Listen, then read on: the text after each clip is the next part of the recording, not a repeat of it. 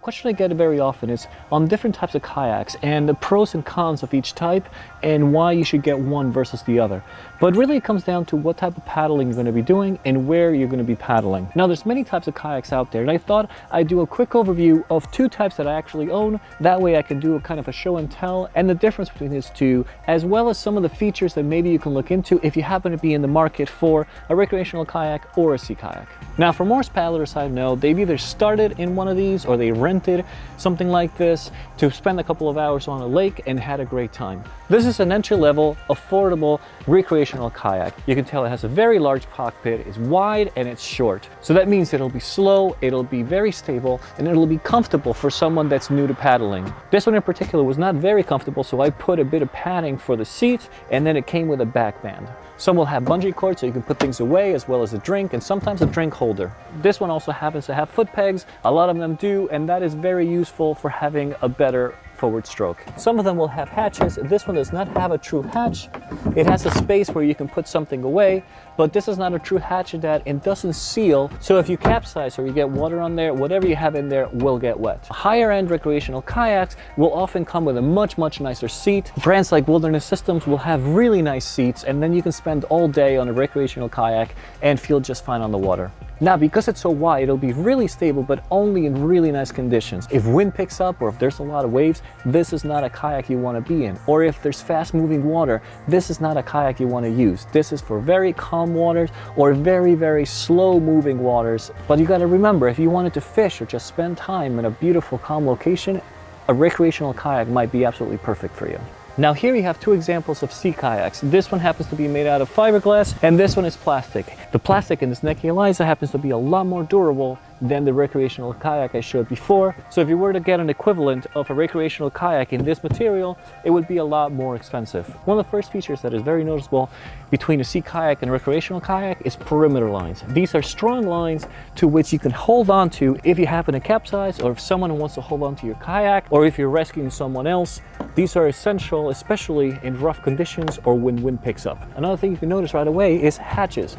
Every brand has a different style of hatch, but usually what it means is there are bulkheads that divide the kayak up into different compartments. So that means if the cockpit filled up with water, the hatch compartments will still be dry and full of air. So you could be completely filled with water where you're sitting, but still remain afloat because the rest of the kayak has enough buoyancy to keep you floating. With a recreational kayak, if you fill up with water, it'll just sink unless you have float bags, which are available to purchase. Float bags are just dry bags that you can fill up with air and shove in the front and the back of your kayak. Or there are models of recreational kayaks that will come with sealed hatches so that you can have flotation in the event of a capsize.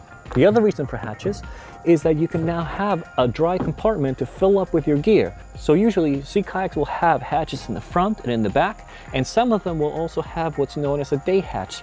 Now a day hatch is a smaller compartment that is easily accessible when you're in the cockpit. Now this rock pool, like many other fiberglass kayaks, just uses a rubber hatch cover. The Necky, on the other hand, uses a double clip and a plastic hatch cover.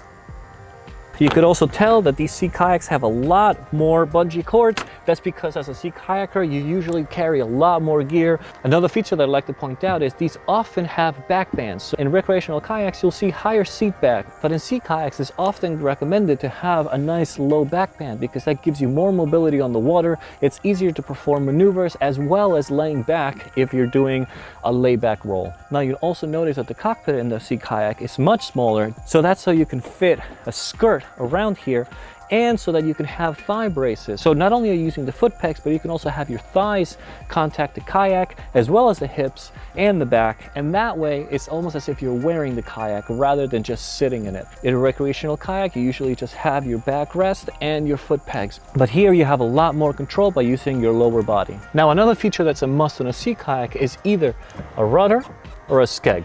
A skeg is deployed from the cockpit and it comes out usually in the back of the kayak, so it can help you either keep a straighter line, or in times of a lot of wind, this can help you correct the direction you're going in. Same thing goes for a rudder. It can be deployed, dropped in the water, and then with your feet, you're able to control the direction of the rudder, and then you're able to easily turn.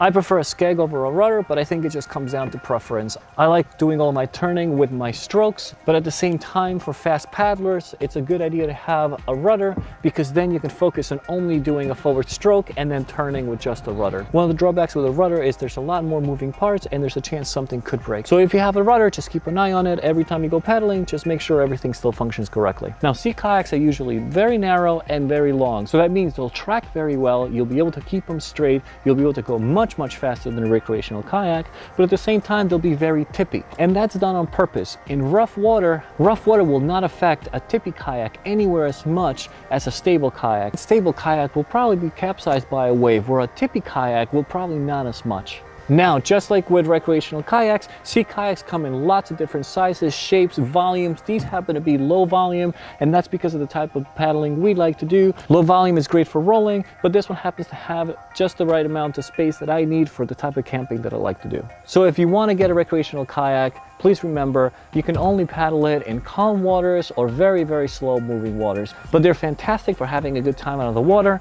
And if you want to go in open waters, you need a sea kayak that has perimeter lines, hatches with bulkheads so that you can have flotation regardless of being swamped, as well as thigh braces, foot braces, and either a skeg or a rudder.